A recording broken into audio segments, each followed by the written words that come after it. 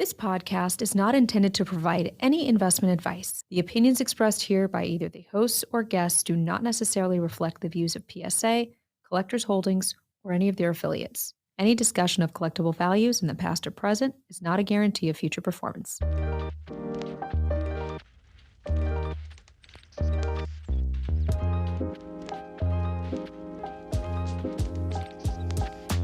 Hello and welcome to The Index. My name is Chris McGill and I'm here with Ryan Green and Jack Archer. The Index discusses the hobby from the vantage point of price data and market trends provided by CardLadder. Here's the rundown. First, we overview notable auction prices realized over the last month, and then we discuss market swings, both by player and by card. Ryan, let's get started. Yes, let's get into it. The Index, we are really excited to launch this. This is a monthly show that you can expect at the beginning of each month here on the PSA Pod.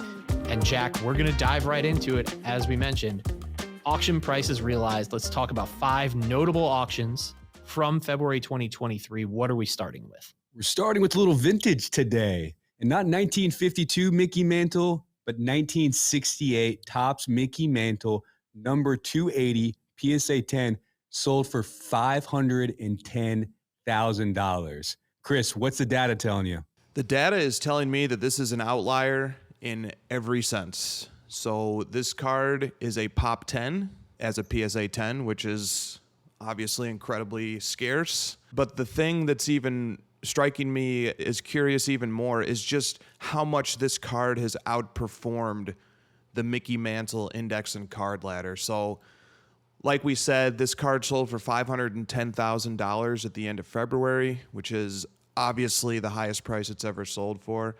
The prior sale of a PSA 10 was from about a year and a half ago in October of 2021, and it went for $214,000.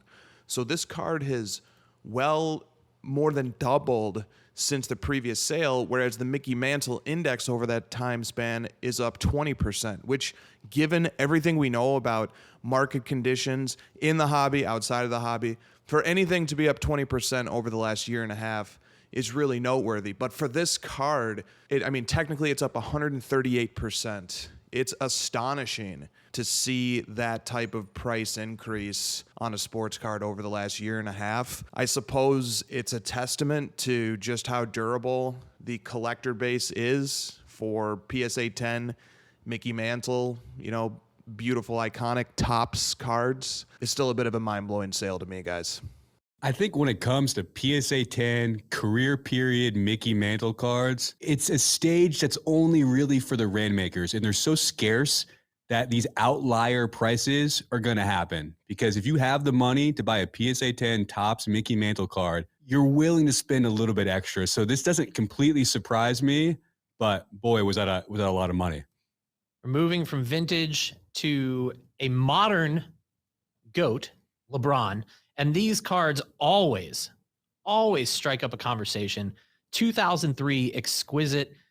Everyone knows the look of that set. It's so iconic when it comes to LeBron cards. This is a limited logos out of 75 PSA 10 that sold for $504,000. Chris, what are you seeing?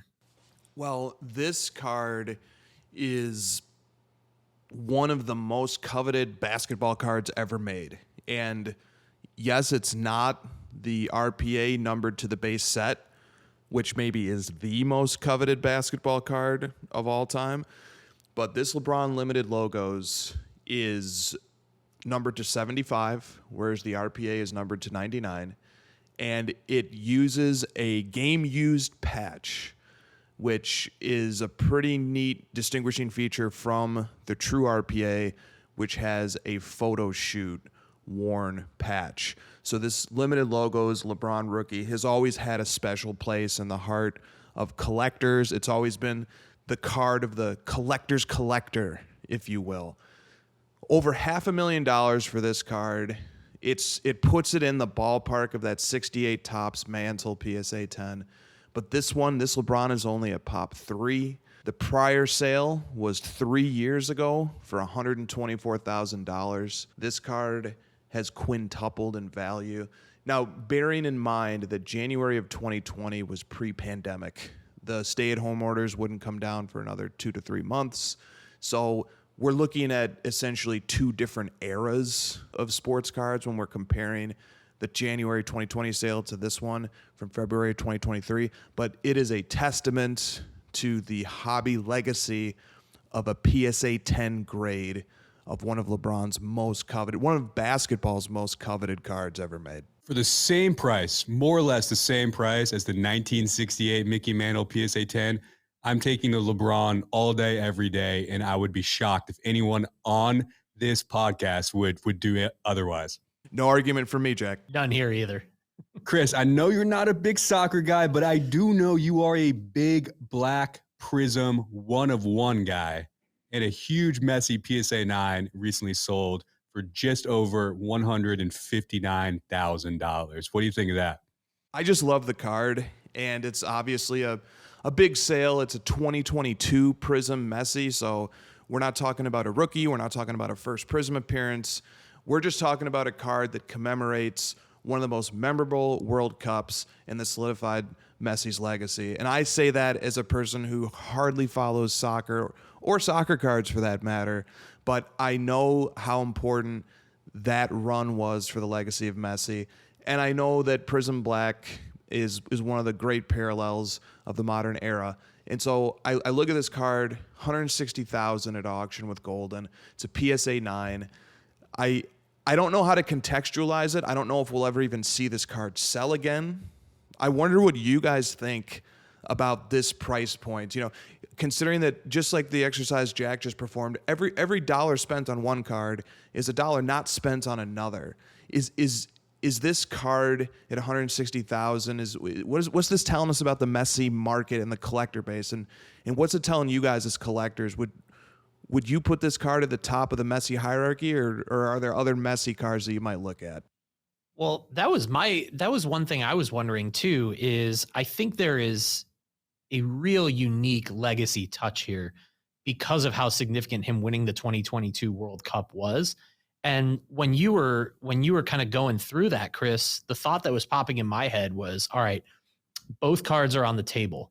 Would I want the 1-of-1 of his 2014 Prism World Cup or the 2022? The 2014 has that distinction of first Prism, you know, that collectors love. Whereas this one really does have that legacy tie-in directly to 2022, you know, not knowing his market all that well and kind of all the other iconic pieces, especially modern and ultra modern he has. I think that's an interesting question to throw out there is, I don't know, what's your man. choice? I'm going the hard other way. I would much rather have the 2014 Yeah. for the same reason that like Prism cards from this year, Patrick Mahomes cards aren't going to be worth that much more because he won a Super Bowl this year. Yeah. Card collectors generally don't think that way. The Prism product is branded World Cup, so it's a little bit different. Yeah. But I think the card I'd rather have is the one that also recently sold on Golden, $139,000 for his black 1-of-1 sticker. Because pulling that sticker, the odds of that are just absolutely insane because they print so much of that internationally. And to me, that feels like a true golden ticket. Whereas the Prism Black, as iconic and amazing as it is, and as much as I love Prism, the heritage of stickers and the whole soccer category, the odds of actually hitting that, to me, that's what's most interesting to me in terms of super high-end 1-of-1 Messi cards. Yeah, the greats from yesteryear, many of them didn't have a first Prism, but they all have Panini stickers. And like you said, when we're tying in legacy, like that's a part of it too. That iconic run of World Cup stickers, that's a great call out. All right, we're going back to basketball. Kobe, this card, I saw the image of this card when it sold, and I was just blown away by how beautiful it was. For $72,000, the 2018 Panini Kobe Bryant Gold Kaboom out of 10 in a PSA 10. We all know how hard it is to get a PSA 10 on a Kaboom. What do you think, Chris, on the price that this went for?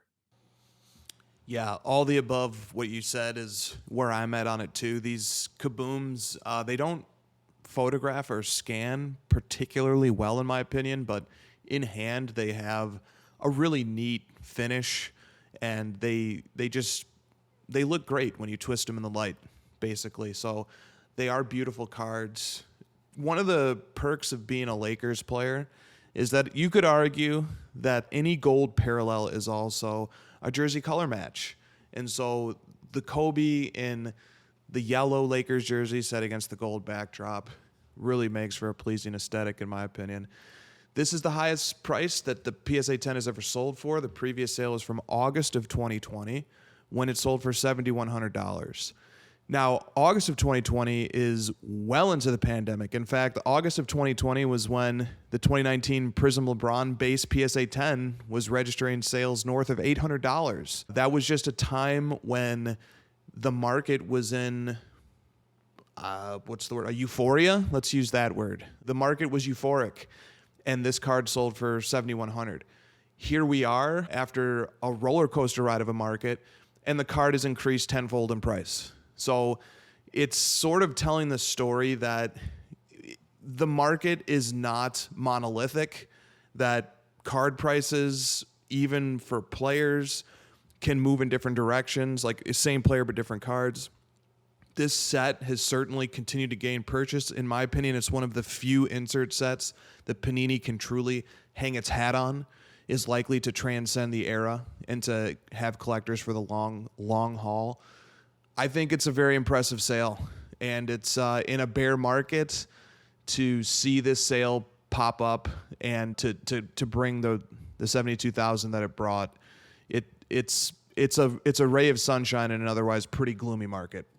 In the fall of 2020, Kaboom wasn't this like unknown insert that hadn't caught on. Kabooms were everywhere too. This sale is very, very impressive. I also love the card aesthetically and completely agree. Kabooms and Color Blast, maybe Blank Slate and some other rare Panini inserts, I truly think they're going to have staying power.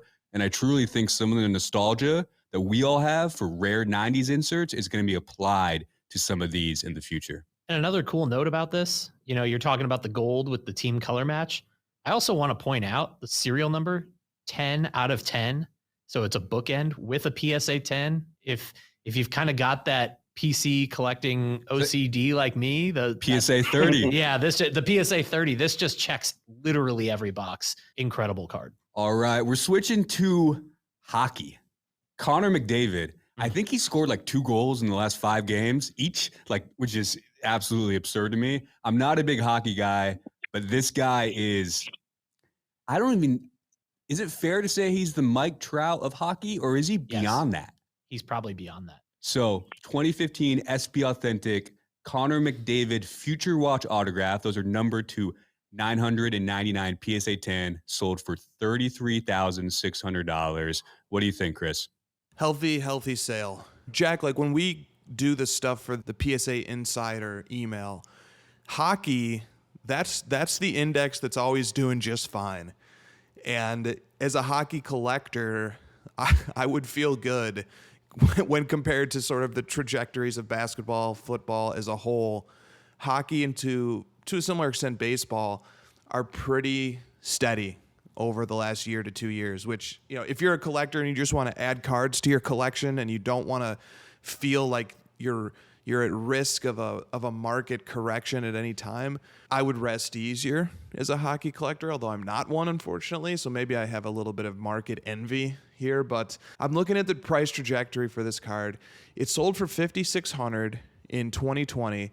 Then it jumped up to $20,000 in 2021, and it stayed north of $20,000 ever since. And so even as we've had the roller coaster of the last few years, this card sold for $20,000, it sold for $32,000, it sold for $27,000, it sold for $24,000, and then most recently it set the all-time high at $34,000. It's a pop 79. There's 999 made. It's a beautiful PSA 10. Future Watch is obviously important to hockey collectors, and Connor McDavid is very important to the sport. I think it's a nice, healthy sale, and I'm happy to see it. Here's what I like about hockey cards. In a lot of cases, the pop is quite high, but the product selection is pretty tight. And that's a big shout out to Upper Deck. They don't stretch too far with too many products. So because it's so curated, because it's so focused, I feel like the market's a lot steadier. And you could have cards like his base Young Guns. I don't know what the pop is, but it's not small. Be at a healthy like 3,000 most of the time. I don't have the numbers in front of me right now, but every time I see that card and see how much it sells for more than that. Really, really impressive. I really can't. I could use every superlative in the world, but the last sporting event I went to before the pandemic was February of 2020. I went to a Ducks Oilers game here in Anaheim because I wanted to see Connor McDavid play in person. I hadn't seen him yet. I kid you not. I mean this. The most impressive individual athlete I've watched live in my adult life. Like literally was playing a different game than everybody else. And it just blew my mind. And that's why I look at a sale like this. And like you said, Chris, healthy sale. I think this value, you've seen the climb the last couple of years. There's still a higher ceiling for it, given just how individually great he is. Legitimately already a GOAT. All right. Well, we're going to take a really quick break here. We'll be right back. We're going to jump into rising and falling player indexes and rising and falling cards of note from CardLadder. We'll be right back. Hey guys, it's Ryan, dropping back in while the crew takes a quick break here. If you're a regular listener of the PSA Pod, you know that we love to share exciting PSA and collectors product and tech developments as they go live, always with the goal of enhancing our customers' experience. This week, I wanted to quickly tell you about a couple of new additions to the PSA app experience, which went live in our latest updates. We already told you a few weeks back that PSA is now imaging every single card that we authenticate and grade, attaching those high-res images to each cert number produced. Now, with just a couple of taps, you have the ability to download those images on your mobile device and save them directly to your camera roll. If you're like me, you love how much easier this makes it to share images of your favorite PSA grading results on social media right as they come back to you. Also, we've now added the Vault to the PSA app. When you open the app, you will now see the Vault icon right on the bottom of your screen. Here, you can add to and manage your inventory within the collector's vault. Plus, with just a few taps, you can list your items for sale with ease on Golden's new always open marketplace and weekly auctions. We always talk here about the goal of creating a completely frictionless end-to-end experience for all PSA and collectors customers. These are just the latest enhancements to that experience. And trust me, get in the PSA app and play around with them, you will be hooked. The latest version of the PSA app is now available for iOS and Android, so go make sure to download it and get the update immediately to access these features. And now, back to the show. Okay, we're back, and it's time to dive into the rising and falling player indexes. We're going to highlight each month one player index of note that is rising and stands out from what Chris is seeing within the card ladder, and one index that's falling. So, Chris, let's talk about the riser first. Who are we focusing on? Yeah, so we're starting with Jared Kelenic, whose hobby history has been colorful.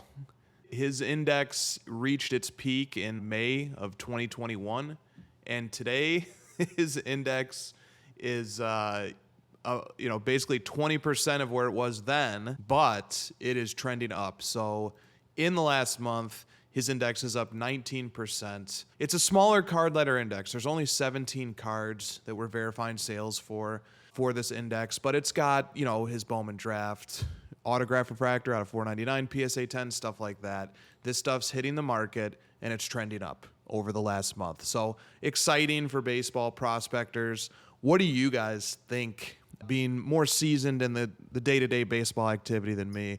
Is Kelenic on an uptick here? Are people speculating going into the season, or is this justified? What this tells me, when it comes to baseball, you got to trust the pedigree. Every single time. We've seen it before. We saw it with Vladdy Jr. Struggled out of the gates. Now he's a superstar. Ohtani, injured. Everybody was giving up on him. His prices were way down. And then he just becomes Shohei Ohtani. With Kelenic, I don't think he's going to be at that level. Certainly not Ohtani, but not even Vladdy Jr.'s level. With his pedigree, there is all-star potential. And I'm certainly not running to buy his cards personally. But specifically with baseball, I think of guys like Eloy Jimenez, a lot of pedigree. People were really high on him. Now they're really low on him. Like, there's potential to go off there. I have a lot of faith in the scouts to kind of know what's what when it comes to baseball. And Kelenic going off in spring training right now, as he is, and potentially becoming like a real MLB asset, this kind of shows me that you got to trust the pedigree with baseball. Yeah, and it's interesting, Chris, you mentioned that a lot of the cards factoring into this are his 2018 Bowman draft. He had a really interesting cycle with his rookie cards that were released in later Topps 2021 products, which of course didn't come out until later in 2022. A lot of his flagship rookies didn't even hit the market until after there'd already been a sample size of him struggling at the major league level and getting sent back down. So it's a little different than seeing other prospects who've come up, had the rookie card spread right away, struggled, got sent down. So I think on a baseball level, though, collectors, don't have the most patience in the world. He's going to have a role with the Mariners this year, but behind J-Rod, that's a big shadow that you're cast behind. And he's kind of on his last chance here, I would think. Jack, you're a Mariners guy. Is that accurate to say? I don't know about last chance. Chris, I have a question for you. What do you think is easier? Someone to kind of like come out of nowhere with no pedigree and no hobby hype and perform. Someone like Jose Ramirez, for instance, Yordan Alvarez to an extent. We're seeing it a little bit with Jalen Hurts. There's really no huge expectations for him coming into the draft and being the backup for the Eagles. Do you think that is a more difficult climb, or someone that had a lot of pedigree, a lot of hobby hype, going to nearly rock bottom and then rising up, kind of like what Kelenic is doing now? I think I'm going to point to two main variables here. The first one is media coverage, and the second one is the price of wax at release. And I'm going to try and tie those two together. So from the point of view of media coverage, if a player's name is going to be brought up a lot in the media, that's going to make it very easy for the hobby to latch on to them. And if the media is talking about this player for better or worse, if it takes that turn for the better, that's going to be an accelerator. It's going to be a multiplier on how coveted that player's cards will be in the hobby. And generally, the high pedigree guys are the ones that the media's got its eyes on from the beginning. They're going to be talking about that player, whether they're doing well or poorly. So I think high pedigree players can have an accelerator or a multiplier put on their hobby, the desirability of their cards by virtue of constantly being in the media and constantly being front and center in the mind of collectors who follow sports media. And then the price of wax. So if a player comes from an expensive product, and usually that product is expensive because the rookie class is strong and a high pedigree player is going to be considered part of that strong rookie class.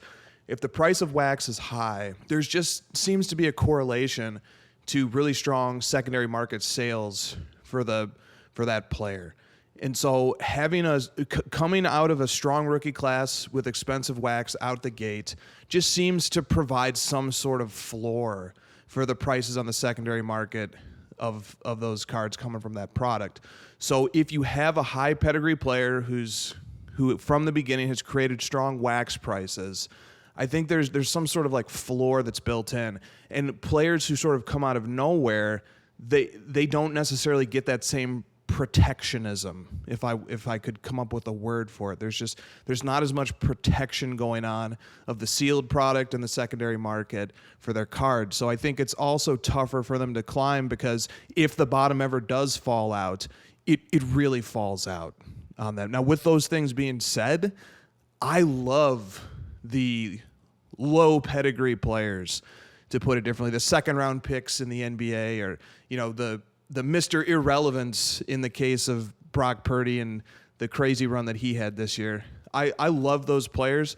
I think there's neat opportunities in the hobby to select and collect players like that, because they do tend to fly under the radar, because their markets don't have these multipliers and accelerators on them. It can be fun to find opportunities to collect players like that on the cheap. I can't wait to see your Sengun stash you got hidden away then. I don't need another one, though. All right, next up we got Trae Young. He's down 35% over the last month. What's going on there, Chris? Yeah, it's this one I'm going to get on my soapbox for a little bit. I think Trae is being unfairly disrespected in the media, and then it trickles into the hobby. He's averaging 27 points and 10 assists per game this season. His team is in the play. If the playoffs started today, they would be in. They've already shown they could make deep runs in the playoffs, but then you get to the bad side. A lot of coaching turnover, third head coach now. Seems to be some bad locker room vibes. The team is at 500, even though they made the big trade for Murray in the offseason and gave up a lot of draft capital, hoping that they would climb to be a contender this year. It's pretty clear that they're not among the elite teams in the Eastern Conference. It'd be a miracle if they did anything more than make it to the first or the second round. But Trae Young is still that same transcendent talent that we've known that he is since the second half of his first NBA season. So I think he's being maligned a bit unfairly by the media and by the sports card market. His index today is about 25% of what it was at the peak. That's oddly similar to Kellenic. But unlike Kellenic, who's having this turnaround right now, Trae, like you just pointed out, is just trending down. And it looks like the graph of his index looks like just a steep cliff. You know, it just drops off. And I'm not sure where it's going to stop. Part of the reason why the drop off is so pronounced right now, we track and verify sales for 229 cards for Trae Young's index, so it's a bit of a more robust index. And we're seeing the high-end Trae Young stuff that wasn't really coming out for sale all that frequently lately. It's coming out for sale now, and the prices are dropping off. So his NTRPA, stuff like that, the prices are just coming down, and it's pulling down his index as a result. So tough times right now in the Trae Young sports card market, but at the same time, maybe an opportunity for people who believe in Trae long term. Here, Chris. I just brought up 538's Raptor Index.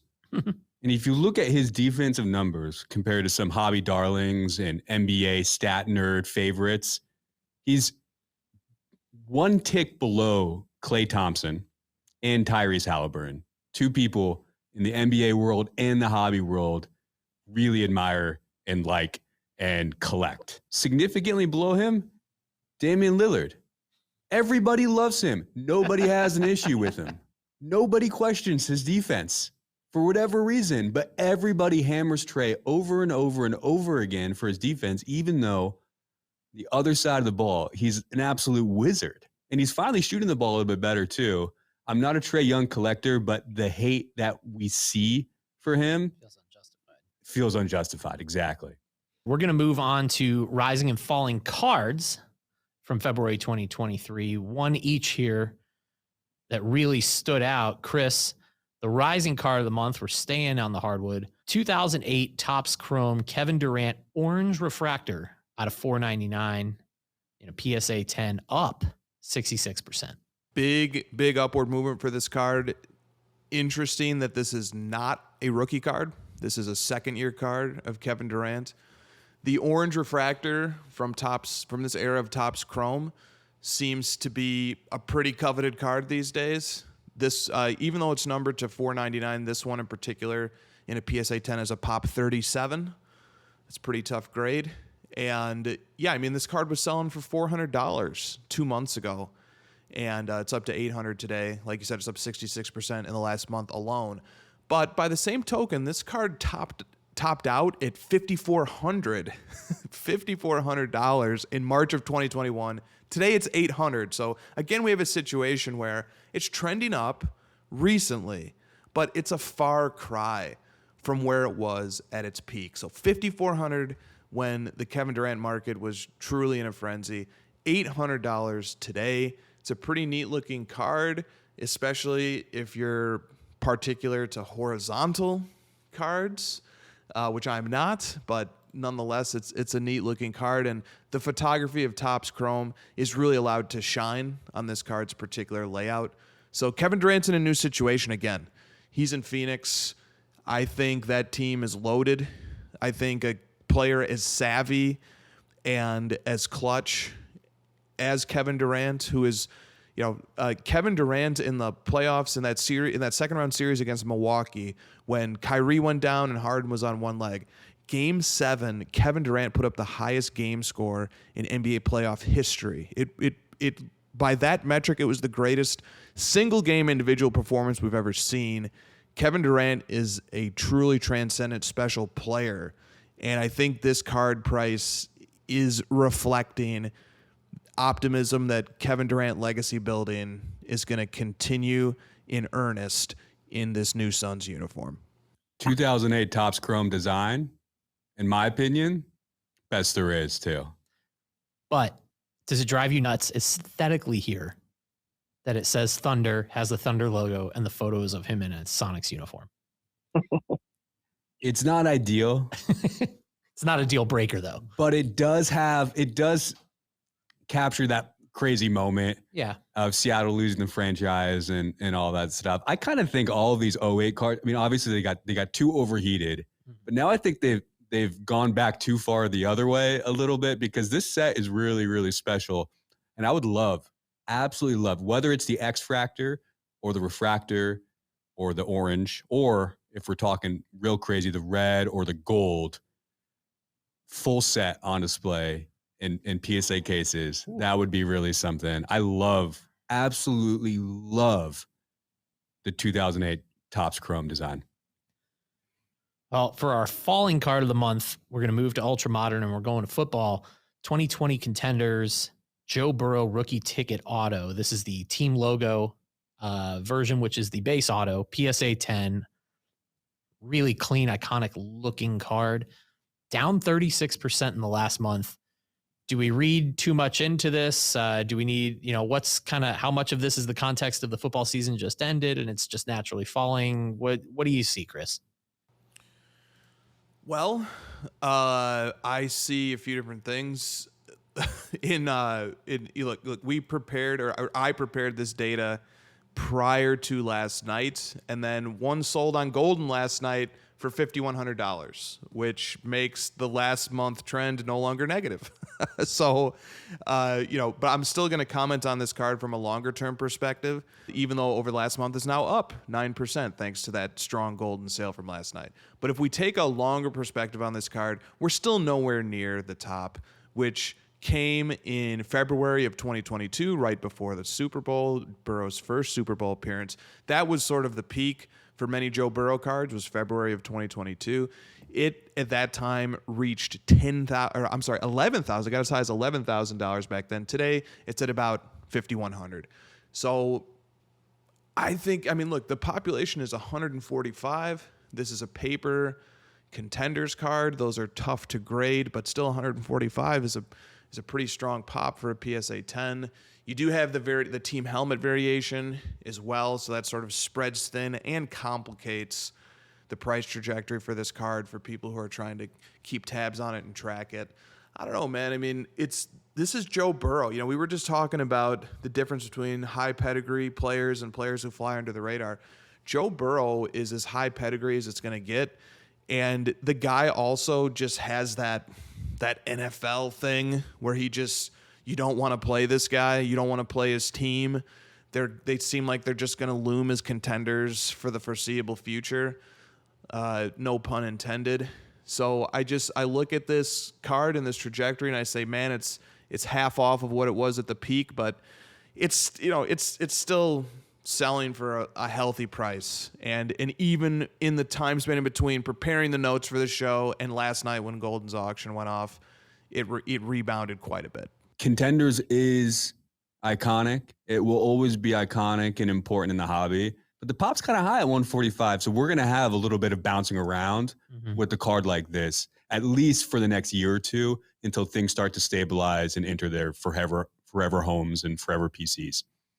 All right, so we're going to close things up by each giving one quick takeaway here from February based on everything we've seen in the card market last month, what we talked about today. Chris, start us off. What stood out to you?